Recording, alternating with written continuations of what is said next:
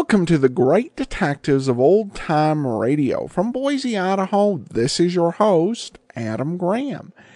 If you have a comment, email it to me, box13@greatdetectives.net.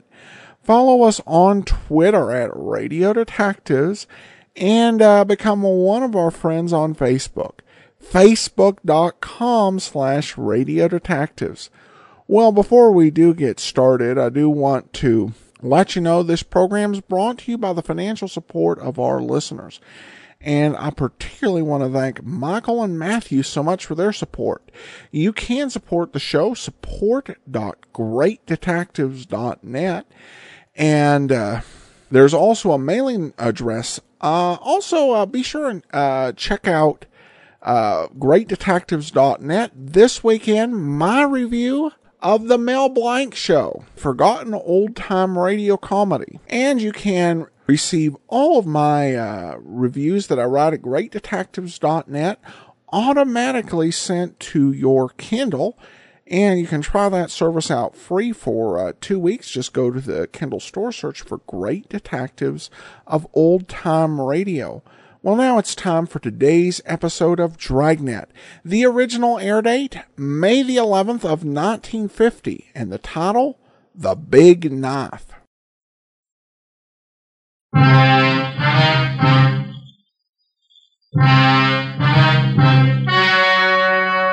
The story you are about to hear is true.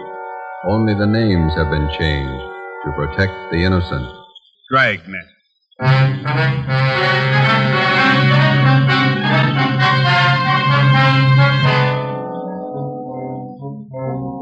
You're a detective sergeant.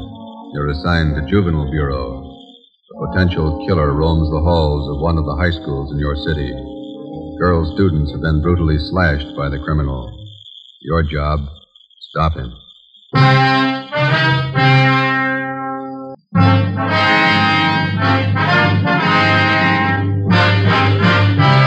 Dragnet, the documented drama of an actual crime.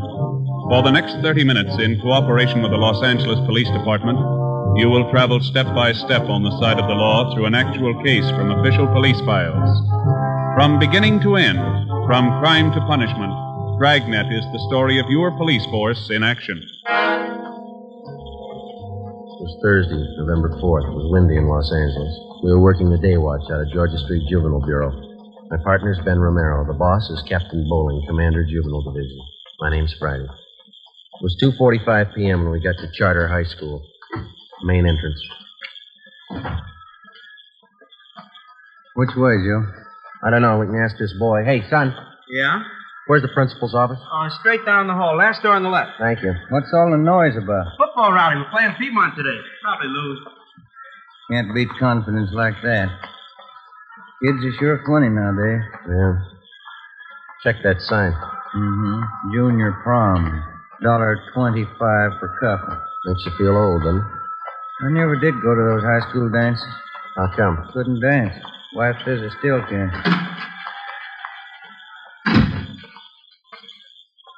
Yes, sir?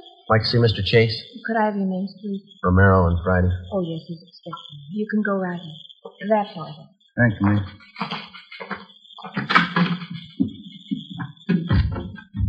Mr. Chase? Yes? My name's Friday. I talked to you on the phone. Oh, yes, certainly, Sergeant. Have a chair. Thank you. This is my partner, Ben Romero. How do you do, sir? How are you, Mr. Chase? Sit down, sit down. Certainly glad to see you, gentlemen. I'm at the end of my rope. Would you mind briefing us, Mr. Chase? How did all this trouble start? I don't know how it started. I don't know why. But here's the result, Sergeant. This dress, bloodstains on it. Mm-hmm. What's the story? A woman stormed in here and said her daughter came home from school yesterday wearing this dress. She told her mother she'd been knifed here at the school. Mm-hmm. How many cases like this have you had? 21 in the past 3 weeks. Why didn't you notify us? Believe me, Sergeant, I didn't know which way to turn. When I first learned about these knifings, I wanted to call in the police, but some of the girls who'd been cut, the parents didn't want it reported. The publicity, the notoriety, they didn't want it. Hope you realize, Mr. Chase, that it's a pretty serious business. Believe me, I did realize. What could I do? The knifings had to be stopped. The parents didn't want them reported. I've tried everything humanly possible to find out who's responsible. What have you tried, Mr. Chase? Well, I called on some of the older students from the Boys' Council. I placed them all over the grounds of the buildings and told them to keep an eye out. No results, huh? The knifings have gone right on. This past week, they've even gotten worse. Oh, that reminds me. Just a moment, please. Yes, Mr. Chase? Doris, would you get Jim Travers, please? Have him come to my office right away. Yes, Mr. Chase. Travers is head of the Boys' Council. He helped organize the system of guards. He might be able to give you some information. You said a minute ago that the situation has been worse this past week. You mean the knifings have gotten more frequent? More frequent and more serious.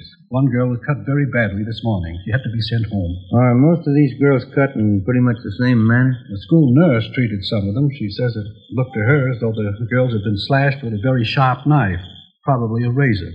Is there any definite time pattern to these knifings?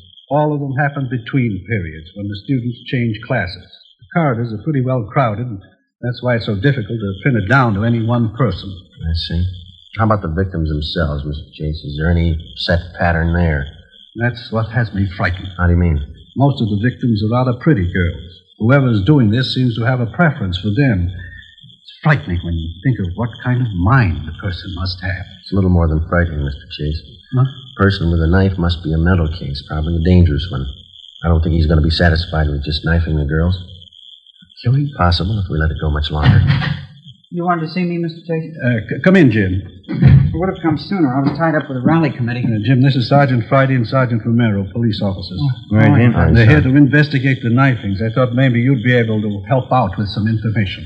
Well, I still have the fellows on the council watching the corridors. We haven't seen anything yet. Well, you have any time after the rally, Jim? We'd like to have you show us around.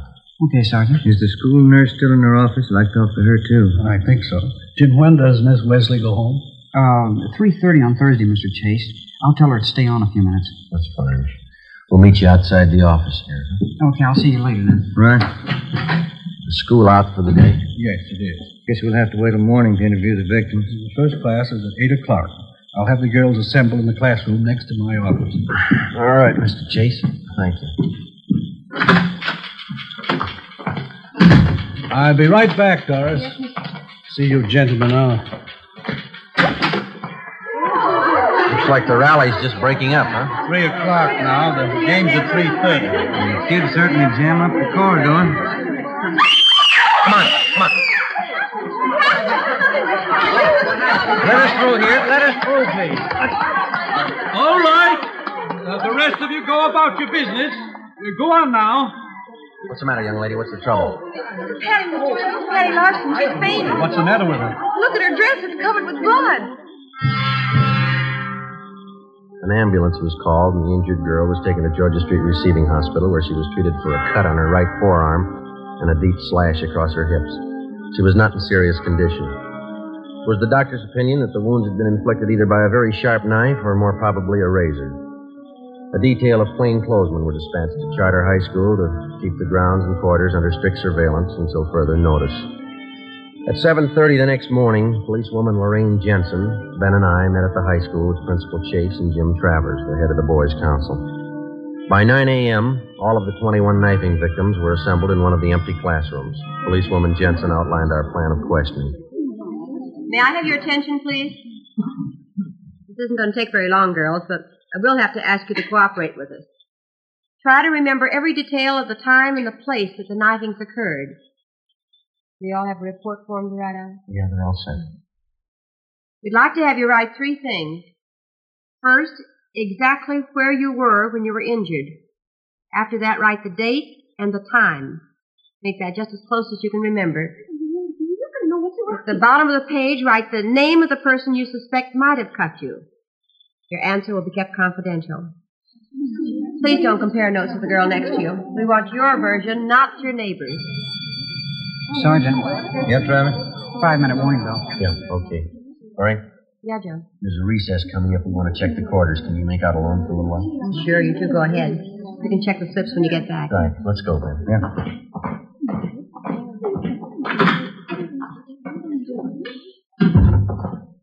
Top of the stairs is best, Sergeant. Okay.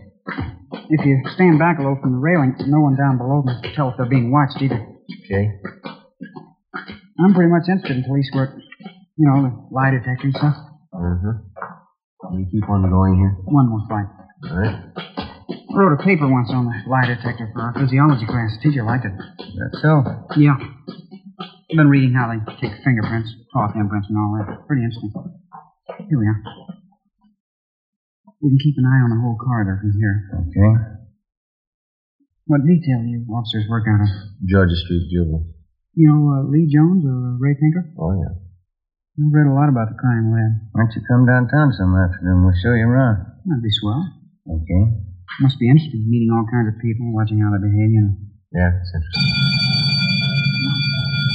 During a recess, while the students moved from classroom to classroom, we kept the main corridor under close surveillance. The other men from Juvenile Bureau covered the rest of the corridors. We kept an eye on the main corridor during the third recess between periods at 11 a.m. Again, no results. At 11:30, Travers went to check with the members of the Boys' Council to set up the noontime watch. Ben and I went back to the classroom on the main floor to check with policewoman Jensen. We helped her tally the results of the questioning of the girl victims that morning. Let's see, 17, 18, 19. Well, that takes care of the lot. Let's see.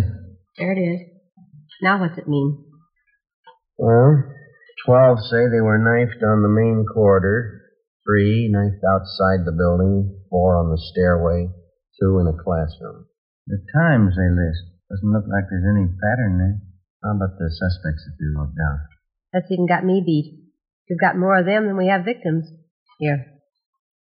There's 4 pages of names. Some of the girls wrote down as many as 5 suspects. That's going to help a lot.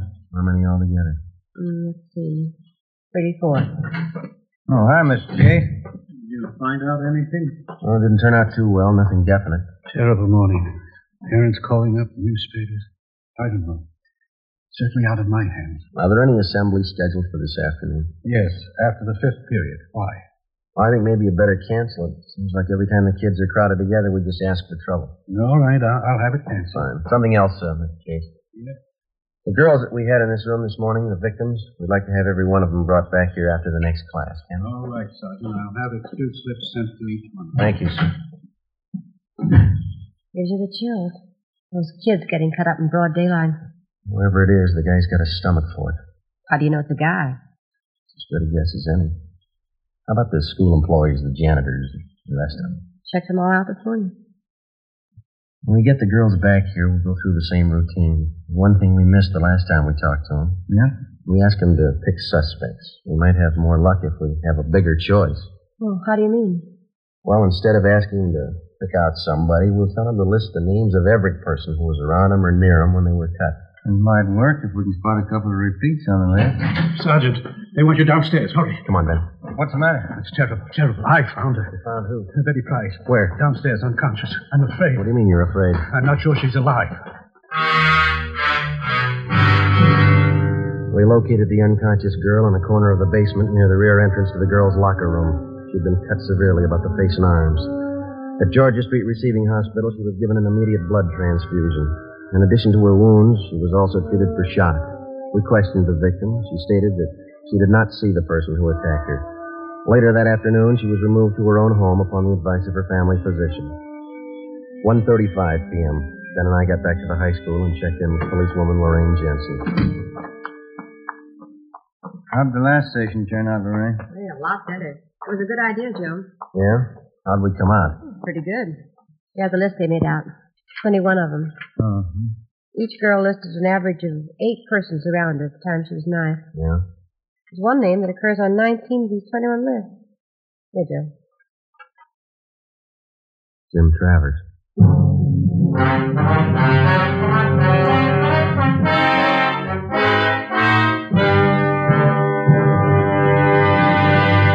You are listening to Dragnet, the case history of a police investigation presented in the public interest.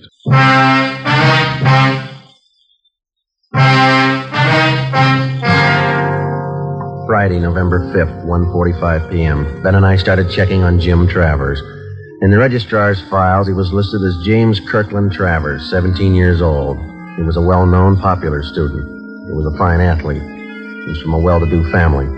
His father was the head of an engineering firm. His mother was from one of the oldest families in the city. During his 3.5 years at Charter High, Jim Travers had maintained close to an A average in his studies. He'd been president of his class since freshman year, and he'd held numerous other class offices. We interviewed his teachers. They had nothing but praise for Travers. They tabbed him as a brilliant young man with an excellent future. We asked about Travers' friends, who he palled around with. We picked up a small lead. We were told that he had very few, if any, close personal friends among the students, but he did have one girl at the high school he was especially fond of. Her name was Barbara Ferris, a tall, dark-haired girl, exceptionally pretty. Her scholastic record was almost as high as Travers. 2 p.m. Policewoman Lorraine Jensen and I interviewed the girl in a small room off the principal's office. We're not singling you out, Barbara. We're interviewing most of the girls in the upper classes. You mean about what's been happening around school? Yes, that's right. Well, I don't know much about it.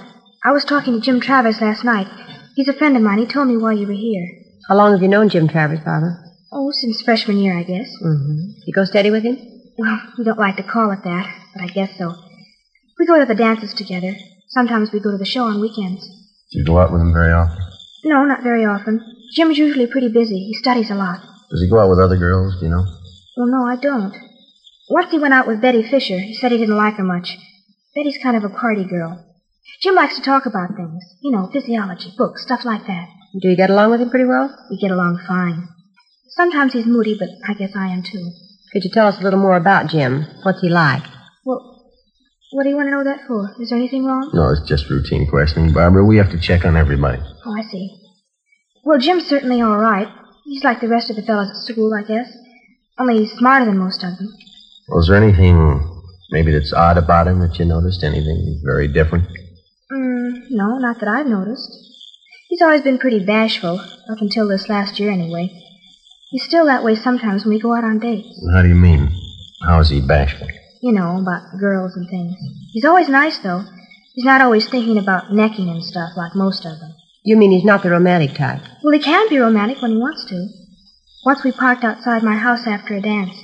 He's always nice. It was just this one time. What was that? Well, he kissed me, and then he twisted my arm behind my back. He kept twisting it for no reason. Yeah? I told him it hurt me, but he wouldn't let go. He kept twisting my arm. What did he say? That's what was so funny. He said, "I like you better than any girl I know." Yeah? Then he said, "That's why I'm hurting you." After talking with Barbara Ferris, we had a pretty good idea that Jim Travers was the suspect we wanted. But because of his fine background and his record, we realized that we'd have to prove beyond any question of a doubt that he was the guilty person. We had only one thing to go on besides the information Barbara Ferris had given us. During the morning recesses, when Travers was with Ben and I was watching the corridors, not one knifing took place. When we had left Travers and gone downstairs to check with policewoman Jensen, the girl had been found slugged and cut at the rear of the girls' locker room. 2:30 p.m., Ben and I met with the suspect. How's it going, Sergeant? Any luck? Not much, Jim. What's that, another rally? No, a band practice. Junior prom's tonight, isn't it? Yeah. You talked to the girl who was knifed downstairs, huh? Find out anything? No, not much. You want to stick with us this afternoon? I think you might be able to help us out. Sure. I've got the fellows on the council standing by if you want them. Fine. Let's go outside, huh? Got something to tell you. Sure, okay. We can go out this way.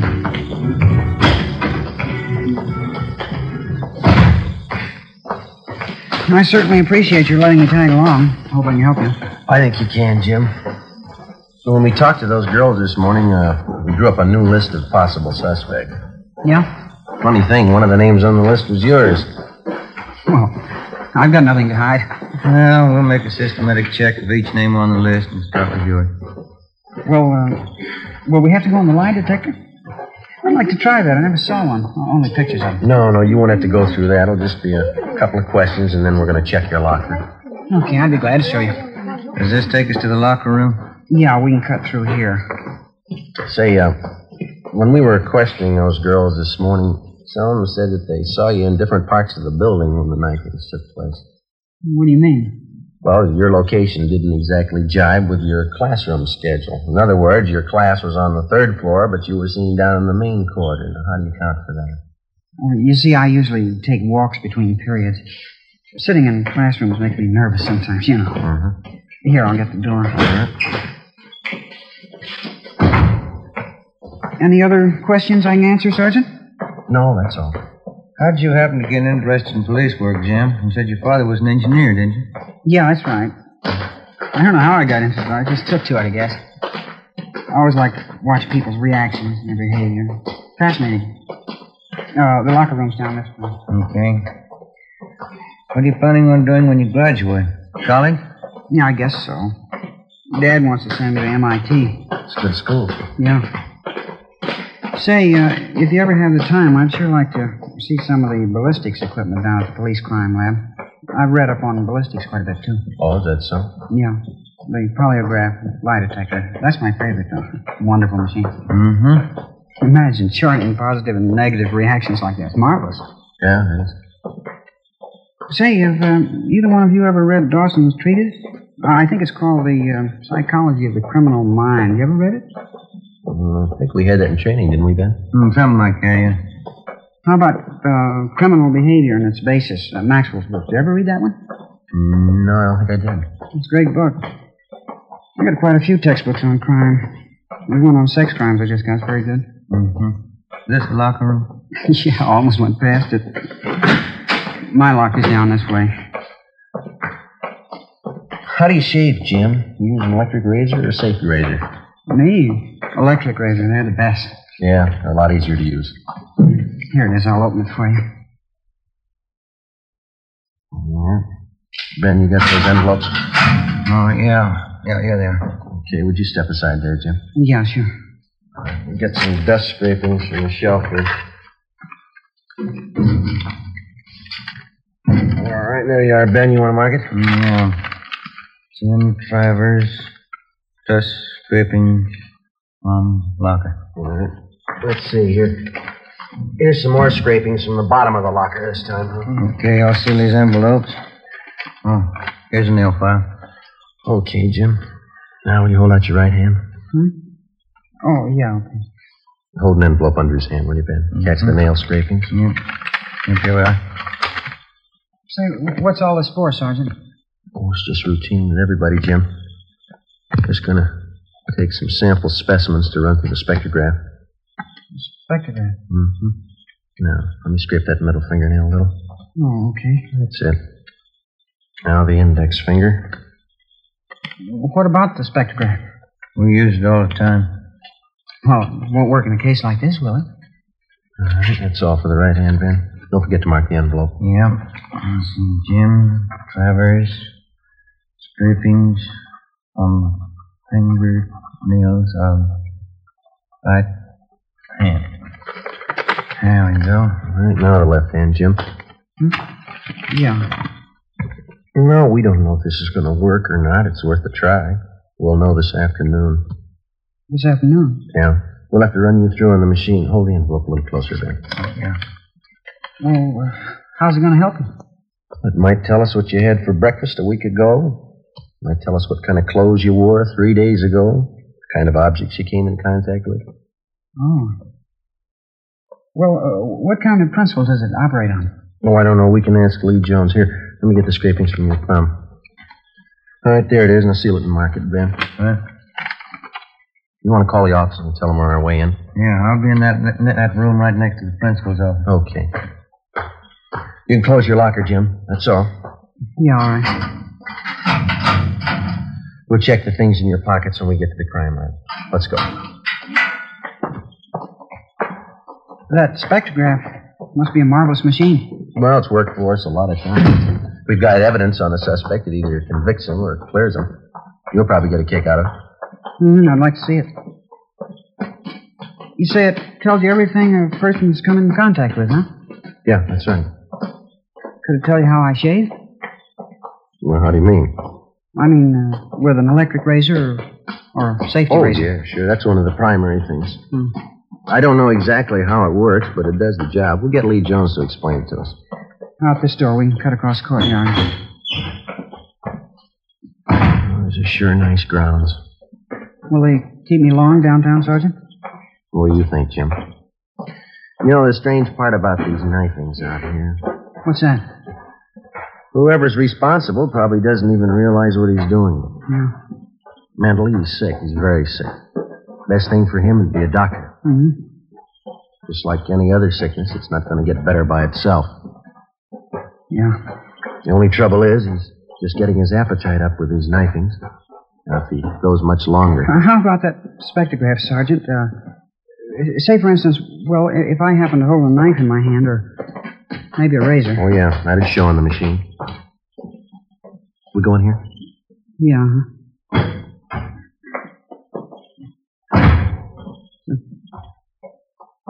Terrible thing.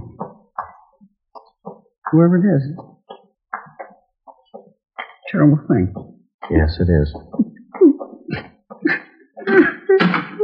In here, Jim.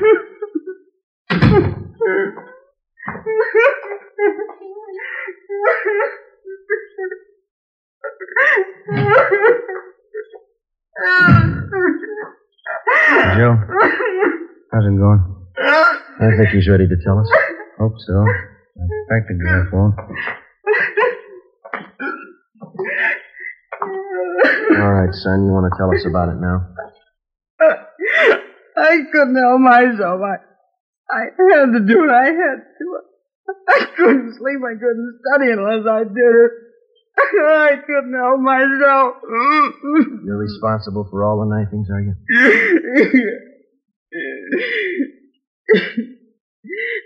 You knew, didn't you? Who told you? You told us, Jim. I'm glad you caught me. It was getting worse. Might have been too late. I'm glad you caught me. Why? Barbara. After the prom tonight, Yeah. I was going to kill her.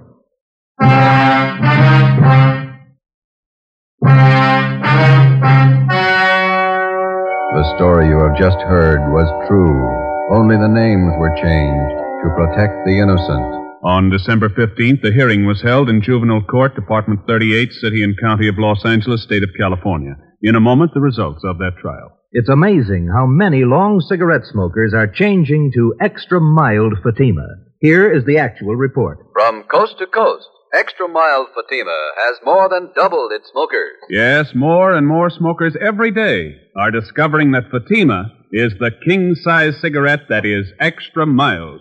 Extra mild because it contains the finest Turkish and domestic tobaccos superbly blended to make it extra mild, to give it a much different, much better flavor and aroma. Enjoy extra mild Fatima yourself.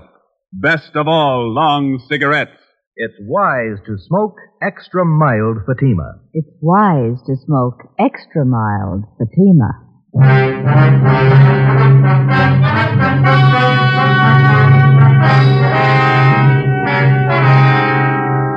17-year-old James Travers was examined by court psychiatrists who found him to be one of the most dangerous mental cases they had ever examined.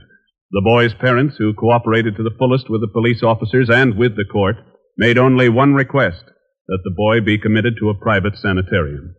James Travers is now under confinement at that sanitarium for an indefinite period of time.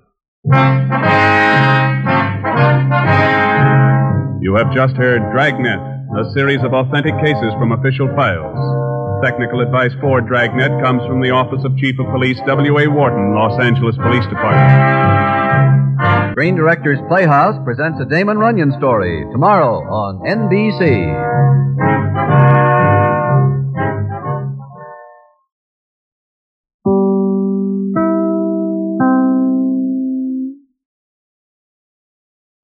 Welcome back. This episode ended up on my list of the 25 best Dragnet stories ever, going from the radio program into the 1960s, and I think you got a good idea why. It was such an unusual case. It's one where there had been limited actual damage, but certainly a threat of something very bad unfurling here. And the way that it was revealed by Friday, I think was just masterful. Now, oftentimes in fiction, when you want to wow somebody, you just make up something that's that's a totally fake, invented thing. But it takes a spectrograph, which is a powerful tool for police, though not quite the wonder tool that Sergeant Friday makes out. It's handy particularly in the analysis of drugs, and there are a wide variety of different sorts of spectrographs that have sprung up over the years. But there was just, I think, something very perfect psychologically about the way that he played it.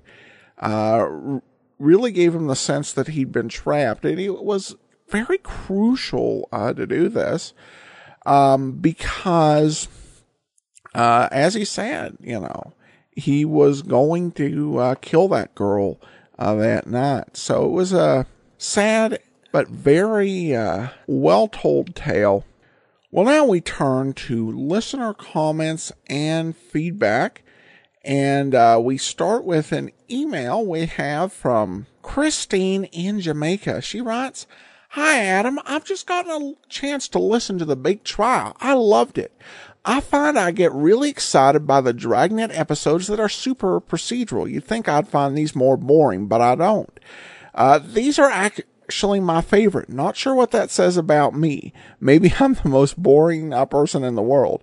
In any case, thanks for giving me the opportunity to be excited from the comfort of my living room. Excellent as always." Well, thanks so much, Christine. And definitely different episodes scratch different people's itches. I tend to enjoy the really exciting, interesting episodes, and the ones that feature procedural aspects we don't usually think about, as well as some of the great character pieces that Dragnet has done. Okay, we also do have a tweet, and this one comes from Paul, who writes in, "Love Dragnet and all your shows, Adam. Johnny Dollar and Let George Do It, also my faves. Bob Bailey is very good." Well, thanks so much, Paul, and appreciate your comments. And that will actually do it for today. Coming up on Sunday, we'll be bringing you on Video Theater, The Mandarin Mystery. It's the very first Ellery Queen movie. And then next Tuesday, Ellery Queen comes to us on the radio. And more immediately, on Monday, join me for The Saint with Vincent Price. And then next Saturday, another episode of Dragnet. In the meanwhile, send your comments to box13@greatdetectives.net. Follow us on Twitter at Radio Detectives. And